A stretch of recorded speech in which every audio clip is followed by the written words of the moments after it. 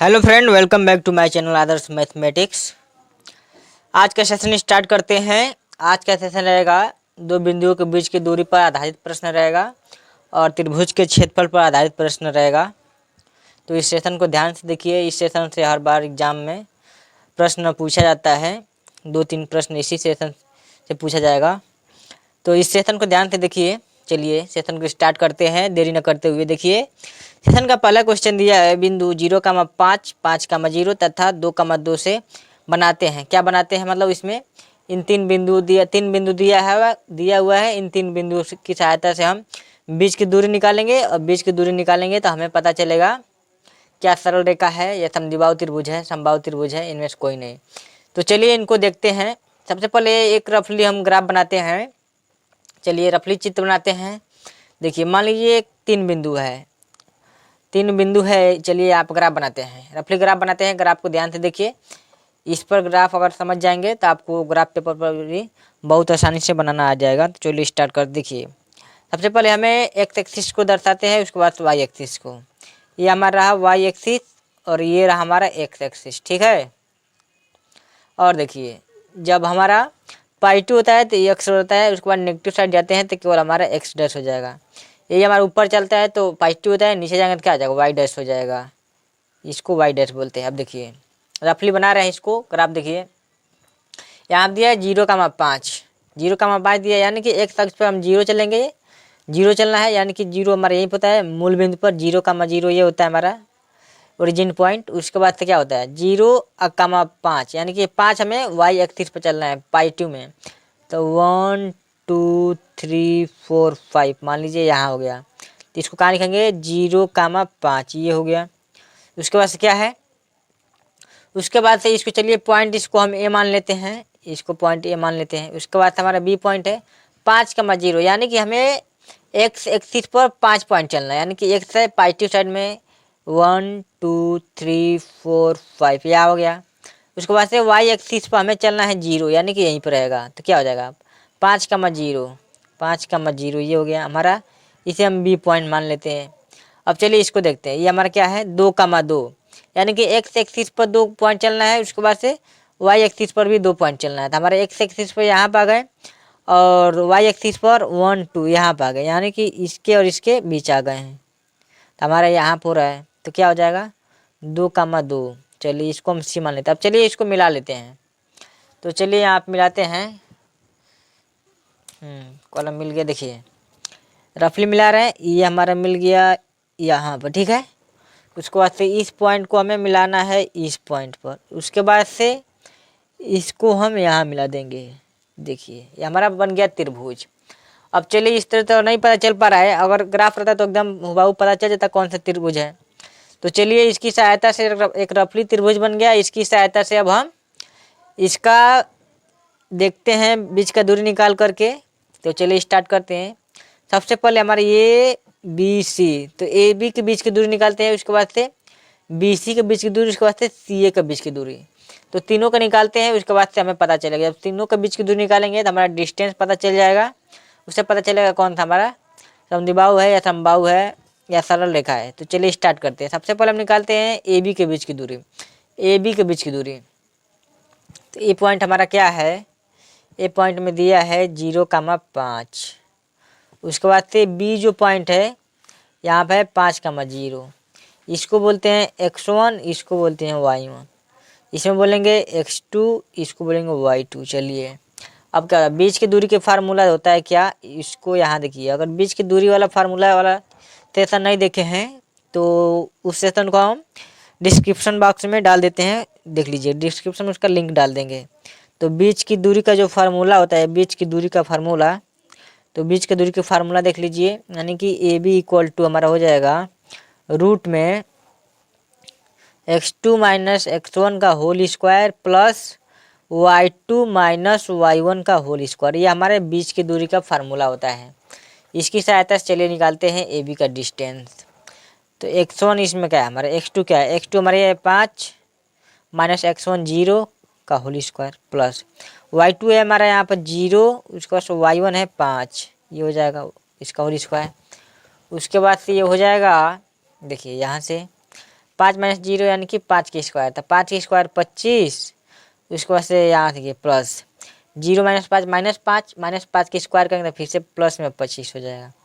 अब यहाँ से हम कॉमन क्या कर सकते हैं, यहाँ से हम कॉमन ये कर सकते हैं, यहाँ देखिए इन दोनों में जोड़ेंगे, कॉमन करेंगे 25, ये 1 + 1 ये हो गया।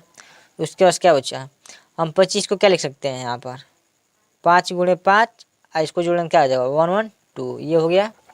उसके बाद क्या हो जाएगा हमारा इसका जोड़ा बन गया, तो इसको बाहर करेंगे तो 5 और √2, ये हमारा ए बी का डिस्टेंस निकल गया। चलिए इतना इकाई इसका निकल गया।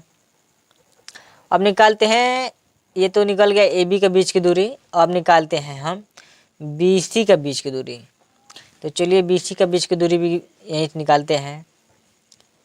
बी सी की बीच की दूरी, ये फार्मूला हमारा क्या होता है, फार्मूला यहाँ आप देखिए एक बार लिखते हैं अगेन। फार्मूला हो जाएगा x2 - x1 का whole square plus y2 - y1 का होल स्क्वायर। तो चलिए इसमें हमारा b क्या है, b है यहाँ आप लिख लेते हैं, b है हमारा 5,0 और c है 2,2। अब हमारा इसमें x1 ये हो जाएगा, x और y1 ये हो जाएगा, इसमें x2 हो जाएगा, ये y2 हो जाएगा। चलिए अब इसको निकालते हैं। x2 हमारा है 2, तो बी सी इक्वल टू क्या हो जाएगा, x2 के ऊपर 2 और माइनस x1 हमारा है 5 का होल स्क्वायर प्लस y2 हमारा है 2, उसके बाद y1 है 0, तो इसका होल स्क्वायर। अब क्या हो जाएगा 2 में यानी -5 और 2 क्या हो जाएगा -3 का जब वर्ग करेंगे तो 3 3 का 9, और इसका 2 और -0 यानी कि 2 और 2 का वर्ग करेंगे तो 4 हो जाएगा। अब क्या हो जाएगा, ये हमारा रूट में 13 हो गया, 13 इकाई। ठीक है, चलिए तो हमें पता चल गया बी सी के बीच की दूरी। उसके बाद से क्या करते हैं, अब हम निकालते हैं सी ए के बीच की दूरी। चलिए सी ए के बीच की दूरी निकालते हैं। सी ए के बीच की दूरी यहाँ पर निकालते हैं, देखिए ध्यान से। सी ए की बीच की दूरी यानी कि बीच की दूरी वाला फार्मूला बहुत इम्पोर्टेंट है, उसको याद कर लीजिए। देखिए यहाँ पर फार्मूला लिख देते हैं, फार्मूला यहाँ पर हमने लिखते हैं, डायरेक्ट यहाँ पर अप्लाई करते हैं। x2 होता है x2 - x1 यानी कि x2 हमारा इसमें 2 है, ठीक है, 2 अब माइनस x1 हमारा 0 का होल स्क्वायर प्लस y2 क्या है, y2 भी फिर से 2 माइनस y1 क्या है हमारा 5, ये हो गया। उसके बाद से क्या हो जाएगा B C A equal to हो जाएगा 2 - 0 का होल स्क्वायर यानी 2 दूनी 4। उसके बाद से -5 2 -3 का स्क्वायर करेंगे तो 3 3 का 9। उसके बाद हमारा क्या हुआ 9 4 13।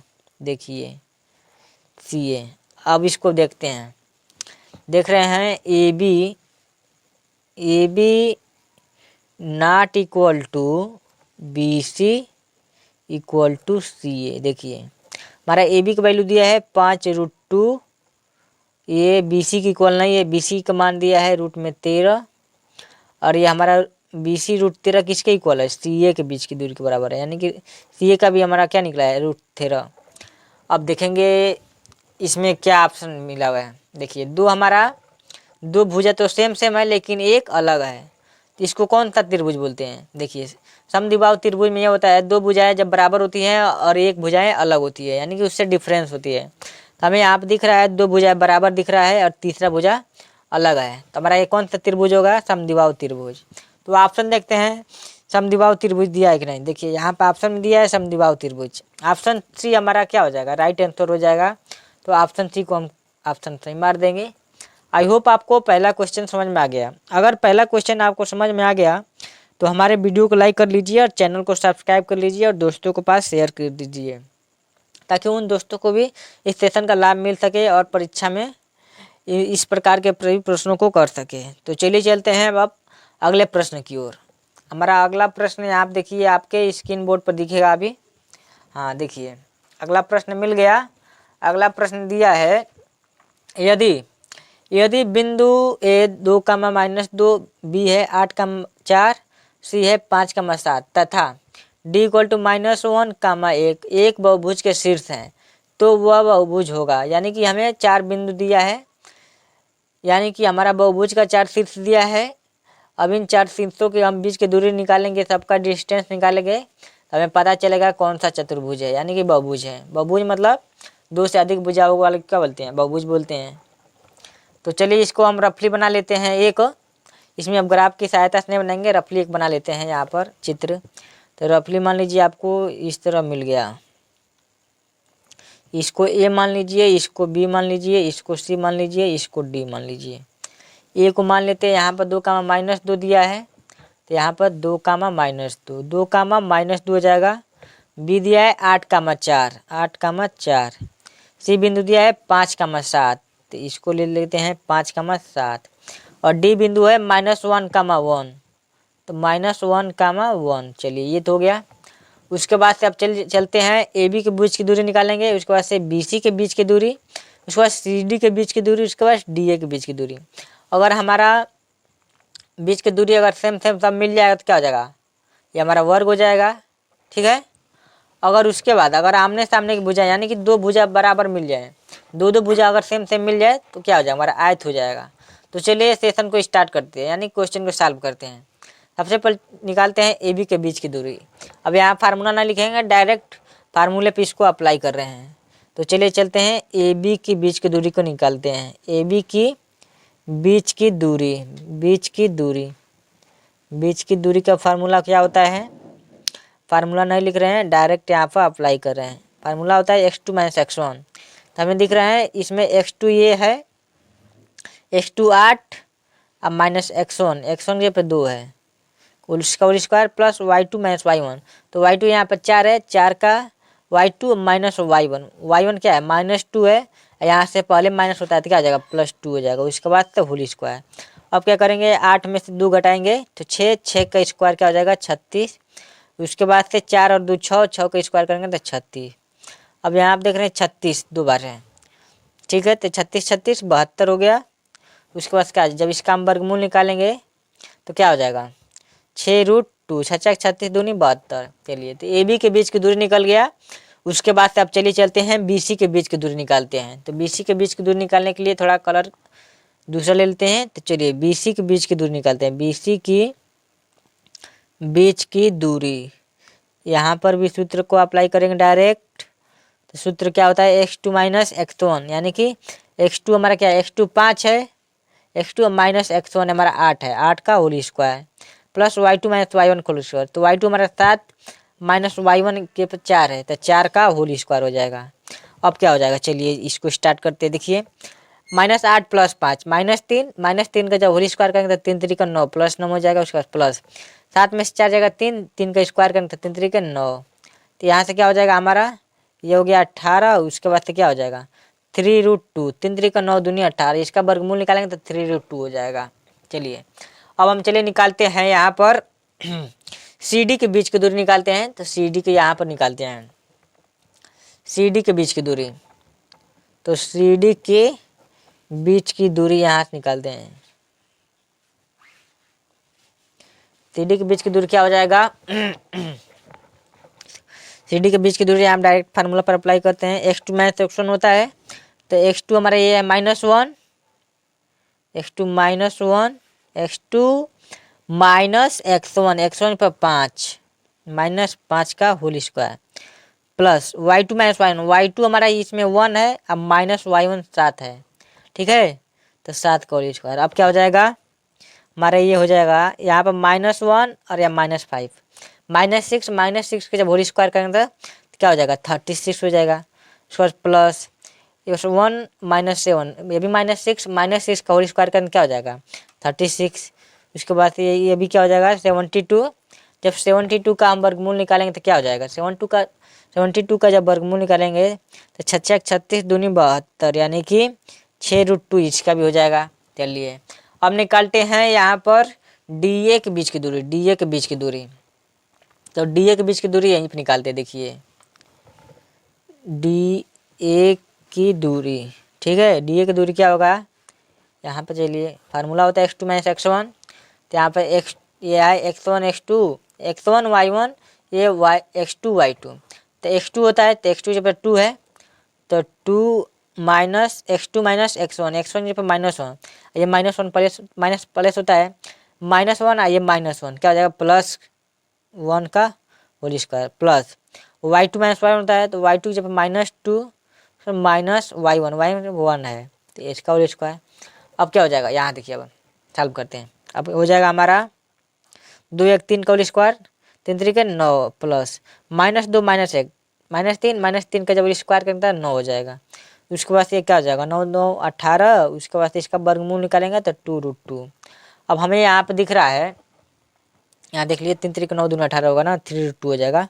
ठीक है, अब हमारा क्या हो जाएगा, यहाँ पर हम दिख रहे हैं ए बी जो भुजा है, ए बी निकाले 6√2 और सी डी जो भुजा निकाले हैं, सी डी के बीच की दूरी भी 6√2 आया। तो हमें देख रहे हैं ए बी और सी डी दोनों इक्वल है, और यहाँ आप देख रहे हैं बी सी 3√2 और डी ए 3√2, यानी कि दो भुजा में आपस में बराबर मिल रहा है। तो दिख रहे हैं यहाँ पर लिख देंगे A B equal to C D, और उसके बाद से क्या है हमारा, उसके बाद से है B C equal to D A, यानी कि हम देख रहे हैं दो भुजा बराबर है। तो हमारा ये क्या हो जाएगा, जब देखते हैं चारों भुजा में दो भुजा बराबर है तो हमारा क्या हो जाएगा, ये हमारा हो जाएगा आयत। ठीक है, तो इसको हमारा आयत पर क्या कर देंगे, ट्रिक लगा देंगे। आई होप आपको दूसरा प्रश्न समझ में आ गया। चलिए चलते हैं अपने तीसरे प्रश्न की ओर। तीसरे प्रश्न में देखते हैं क्या है। देखिए तीसरा प्रश्न थोड़ा डिफरेंस है। तीसरे प्रश्न में दिया हुआ है उस वृत्त का क्षेत्रफल ज्ञात कीजिए जिसका केंद्र 1,2 है तथा जो बिंदु 4,6 से होकर जाता है। ठीक है, तो इसमें भी बीच की दूरी का फार्मूला यूज हो जाएगा। उसको यूज करने के बाद से वृत्त का क्षेत्रफल निकालेंगे। तो चलिए यहाँ पर स्टार्ट करते हैं। देखिए क्वेश्चन कितना बढ़िया है, इसलिए सेशन को लाइक कर लीजिए, और आप चैनल पर नए हैं तो चैनल को भी सब्सक्राइब कर लीजिए, और वीडियो को शेयर करना ना भूले भाई। वीडियो बनाने में बहुत मेहनत लगता है, इसलिए बोल रहे हैं वीडियो को लाइक कर लीजिए और चैनल को सब्सक्राइब कर लीजिए इसी प्रकार की और वीडियो देखने के लिए। तब तक चलते हैं, इसको स्टार्ट करते हैं। देखिए दिया हुआ है जिसका केंद्र, एक वृत्त है जिसका केंद्र दिया 1,2 है तथा जो बिंदु 4,6 से होकर जाता है। तो चलिए एक रफली वृत्त बनाते हैं। यहाँ पर देखिए, यहाँ पर ये क्वेश्चन हमें लग रहा है कल ही बताए थे, और देखिए ये क्या हो जाएगा, ये हो गया।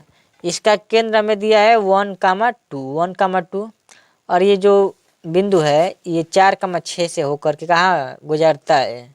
ठीक है, अब पूछ रहा है इसका क्षेत्रफल होगा, तो क्षेत्रफल कैसे निकालेंगे, वृत्त का क्षेत्रफल कब निकालेंगे, जब हमको रेडियस मालूम होगा। तो रेडियस तो मालूम नहीं है, तो रेडियस निकालेंगे बीच के दूरी की फार्मूला से यूज करके। तो चलिए रेडियस निकालते हैं। तो आर इक्वल टू क्या हो जाएगा, यानी कि बीच की दूरी है, इन दोनों बिंदुओं के बीच की दूरी निकालना है। तो आर इक्वल टू क्या होता है, x2 माइनस x1 होता है ना। तो x2 हमारा क्या है, x2 यहाँ पर 4 माइनस x1 1 का होल स्क्वायर प्लस y2 पे 6 माइनस y1 की पे 2 का होल स्क्वायर। उसके बाद से क्या हो जाएगा हमारा, ये हो जाएगा 2 4 में से 3 3 के 9, ये हमारा हो जाएगा 6 में से जब 2 घटाएंगे 4 4 चौको 16, ये हो गया। उसके बाद से इसका जब जोड़ेंगे तो ये हो गया 25, इसका वर्गमूल निकालेंगे तो 5 हो जाएगा। तो हमें रेडियस मालूम चल गया, रेडियस आर इक्वल टू 5 हो गया। अब इसको वृत्त का क्षेत्रफल आसानी से निकालेंगे। तो वृत्त का क्षेत्रफल क्या होता है, वृत्त का क्षेत्रफल, यहाँ देखिए वृत्त का क्षेत्रफल का जो फार्मूला होता है, वृत्त का क्षेत्रफल का जो फार्मूला होता है ये होता है पाई आर स्क्वायर। तो पाई में तो थोड़ा ही दिया है तो पाई लिख लेंगे। उसके बाद रेडियस क्या है, रेडियस निकाले हैं 5, तो 5 का होल स्क्वायर। तो हमारा क्या हो जाएगा, 5 × 25, 25 पाई हो जाएगा। ठीक है, इसमें ऑप्शन हमें कौन सा मिल रहा है, ऑप्शन सी मिल रहा है। तो option C is correct answer हो जाएगा। आई होप आपको ये भी क्वेश्चन समझ में आ गया। देखिए ये हो गया। अब चलिए चलते हैं अपने अगले प्रश्न की ओर। यहाँ पर अगले प्रश्न भी आपको स्क्रीन पर दिख रहा होगा। देखिए अगला प्रश्न दिया हुआ है त्रिभुज जिसके शीर्षों के निर्देशांक 0,0 4,0 तथा 0,6 हो तो क्षेत्रफल होगा। चलिए अब त्रिभुज के क्षेत्रफल का फार्मूला वो कल लिखवाए थे हम, बड़ा वाला जो फार्मूला होता है उसको भी याद कर लीजिए।